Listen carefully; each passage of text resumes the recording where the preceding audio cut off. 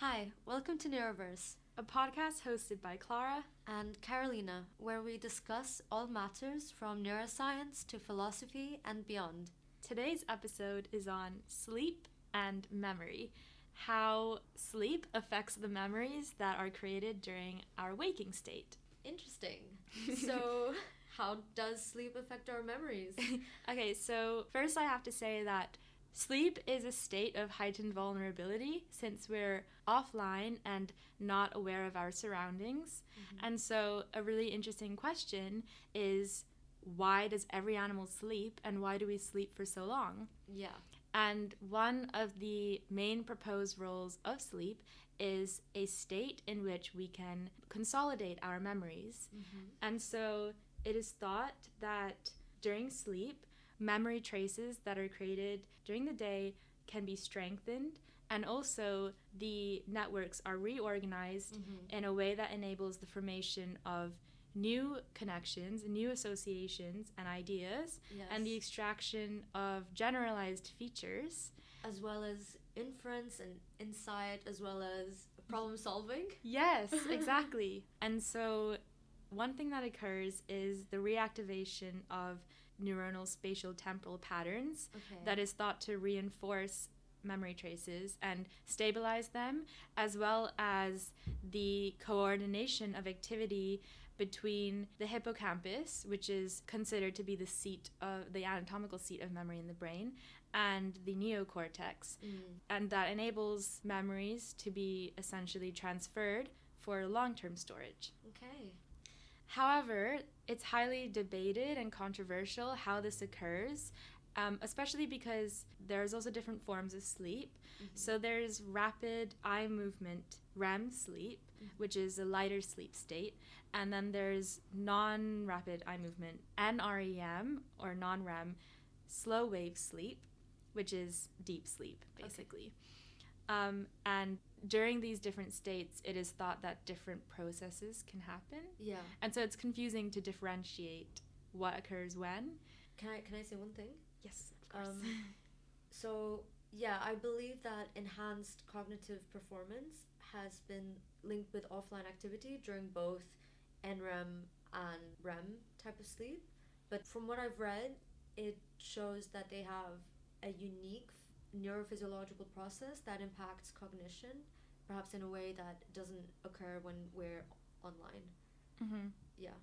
An interesting, somewhat counterintuitive thing that occurs during sleep is that there's actually global downscaling of connections. So just for some background, this is something else that is very controversial, but memories are thought to be stored in the strength of connections in neural circuits. So when a memory is formed, essentially the connections between specific neurons are strengthened, and then this memory can be replayed and is more likely to be replayed by the same circuit being activated. Interesting. So during sleep, it's thought that this reactivation occurs and that can stabilize and strengthen memories. But then there's something called synaptic scaling, which is a homeostatic mechanism that involves the downscaling, or actually it can be both ways, but in the context of sleep, it's thought to be the downscaling of all synaptic connections Okay. by an equal proportionate amount of their existing strength. Do we know why this happens? So it is a homeostatic mechanism that is thought to make sure that the connections, when they're strengthened, when a memory is formed, this doesn't lead to hyperexcitation. Ooh, okay. And which would result in things like seizures. And Could it result in hallucinations or no? I suppose it could. I don't really know the neurophysiology and the hallucinations, but yeah, I think it could. So, interestingly, global synaptic downscaling then is thought to improve the capacity to encode new information. So during the day, when we form new memories, it is thought that when we sleep, the reason we sleep is so that we can sort of clear the brain out and make way for new memories to form and new information to be attained. Okay. But it could also be to do with the existing memories, like reconnecting them or like reformatting them, right? That could lead to inferences. Yes, I think that definitely occurs, but the purpose of synaptic scaling is to clear out, Okay.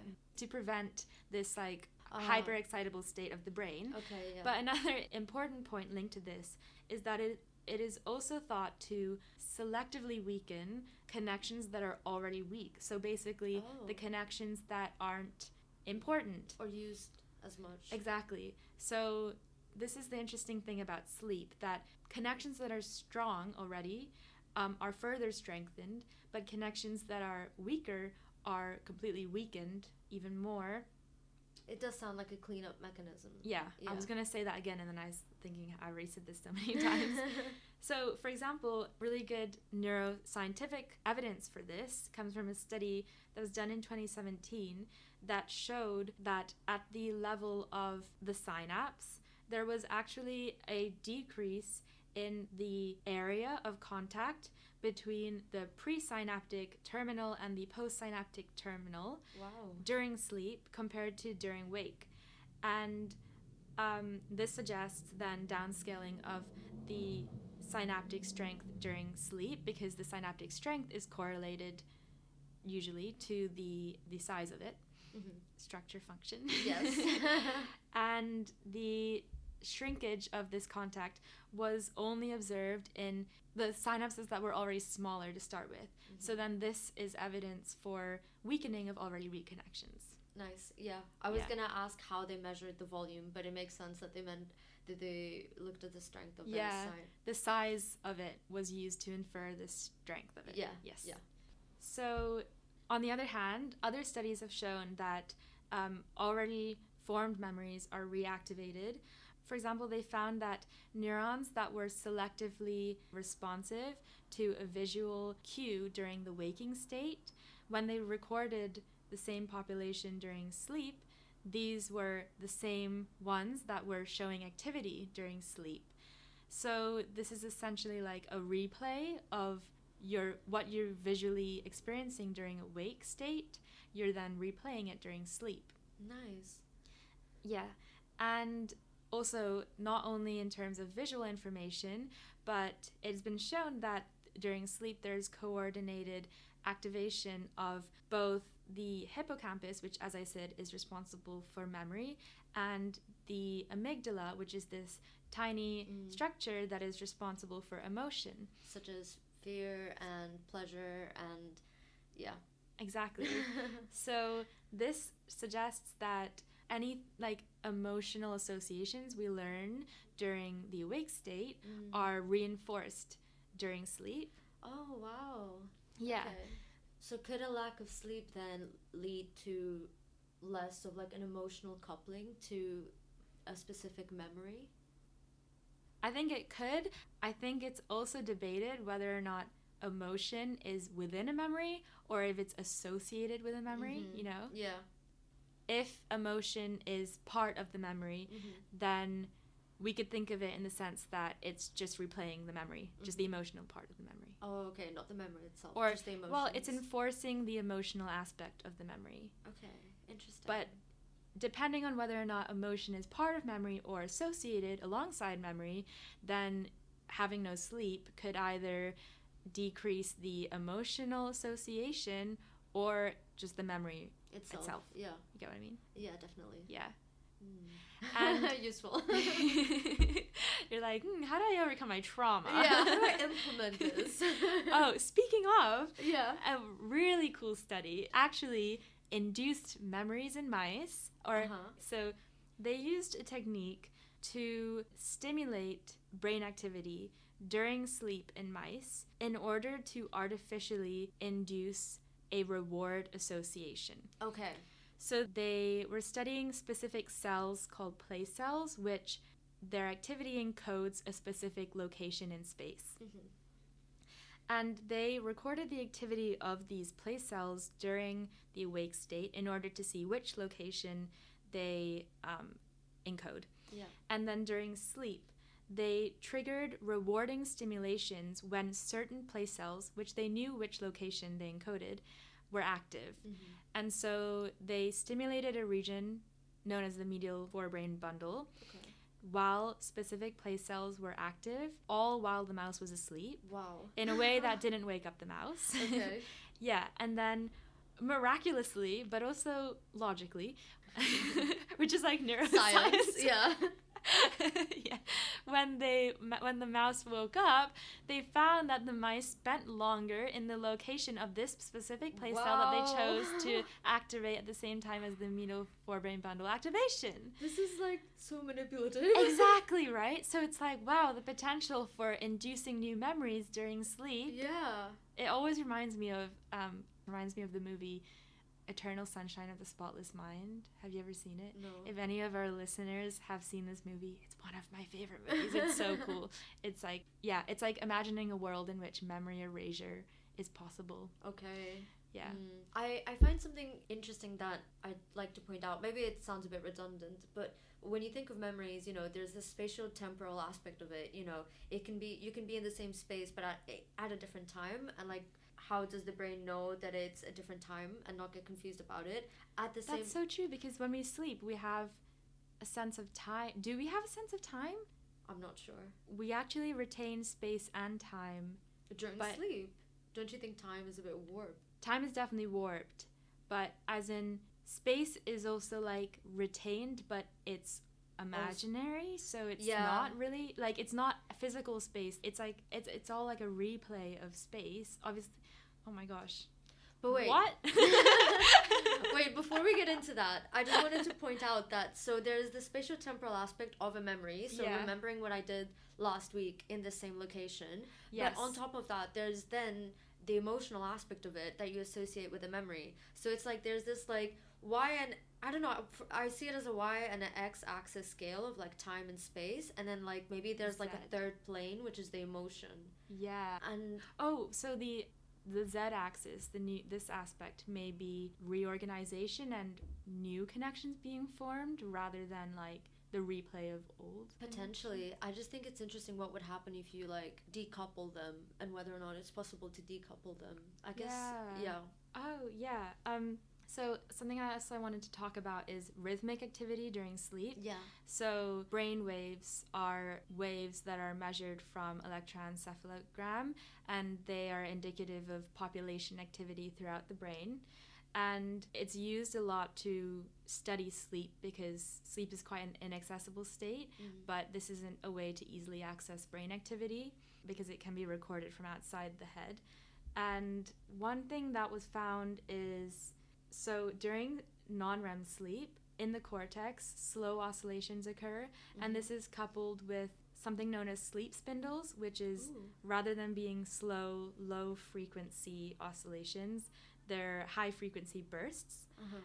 So the slow oscillations mainly occur in the cortex, and then the spindles occur mainly in the hippocampus, and it's like a form of coupling, which we actually mentioned in a previous episode on breathing, because I mentioned that breathing rate is thought to couple with the rate of both of these different waves, and therefore assist or underlie the communication between the hippocampus and the cortex, and therefore the movement of memories into long-term storage, which was another interesting point. Yeah.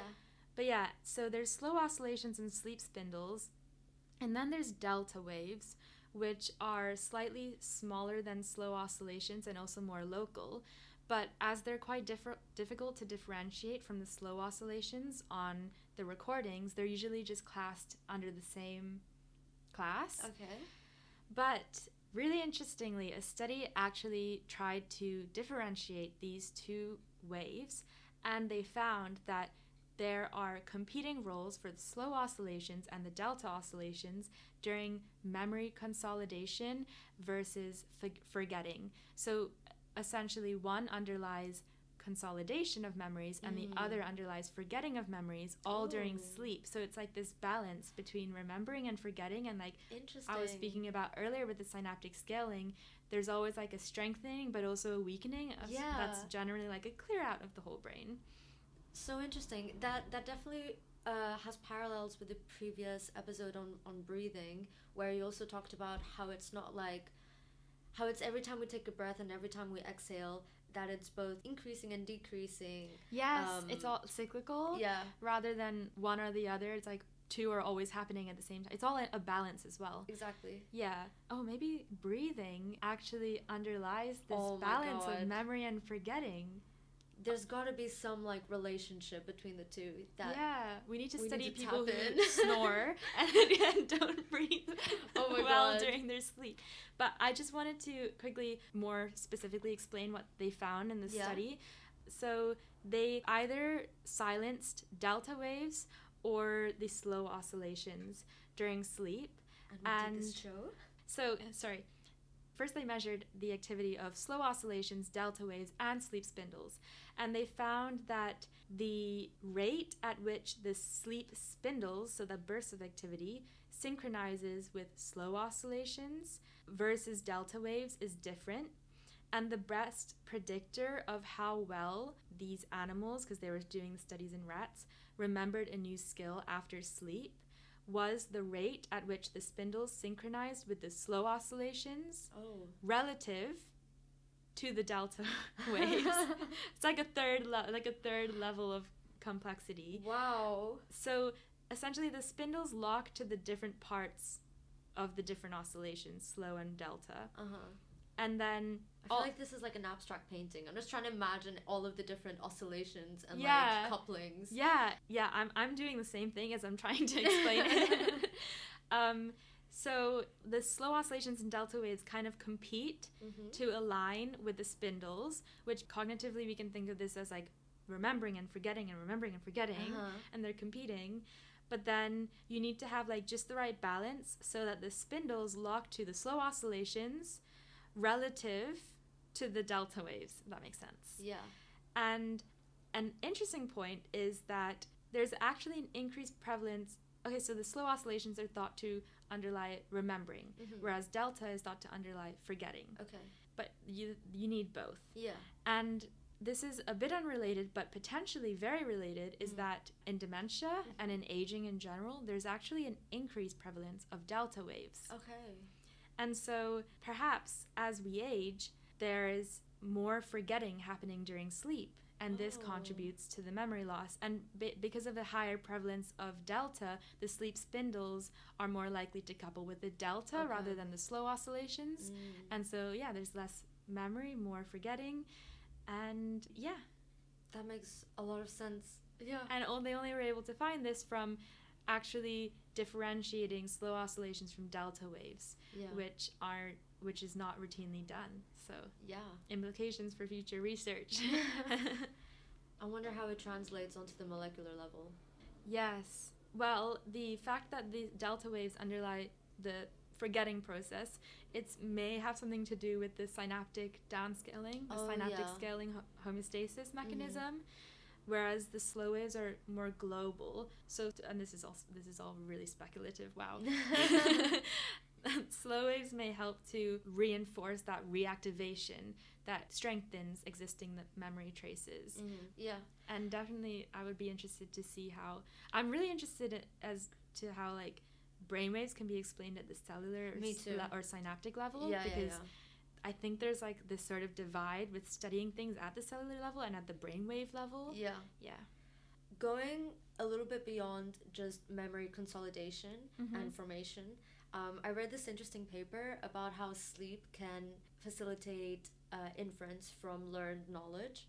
So the author is Kareem Choku, and this was, I think, in 2021. Yeah. And so basically they had this experiment with mice in which they had like 4 different scenarios, A, B, C, D, E, 5. And basically like A had more, like in this maze had like more sucrose than B, B had more than C, C had more than D, D had more than E. And so like given the choice between like A and B, A is more favorable. Yeah. Okay. And so they did a bunch of like learning about which had more sugar and which had less, what were the patterns between, you know, like I just said, A versus B and A and C, they're like similar. It showed that when the mice were sleep deprived, they couldn't make any inferences about the learned data about the memories, whereas if mice had gone through the REM sleep stage, it was able to then show that they could make inferences between the patterns of the different cages. So like which were the two most unfavorable scenarios and which were the two most favorable, or like which had like, you know, like this thing in common versus not. So maybe sleep provides the opportunity to make a framework for how future information will then fit in with that framework? Potentially. So then they looked at the circuitry responsible for this, and they showed that the anterior cingulate cortex, there's crosstalk with the MEC, which is the medial entorhinal cortex, and this only happens during enough REM sleep, and that without this connection, it can't make any inferences, and this was then showed when they artificially activated this connection. Interesting. Yeah.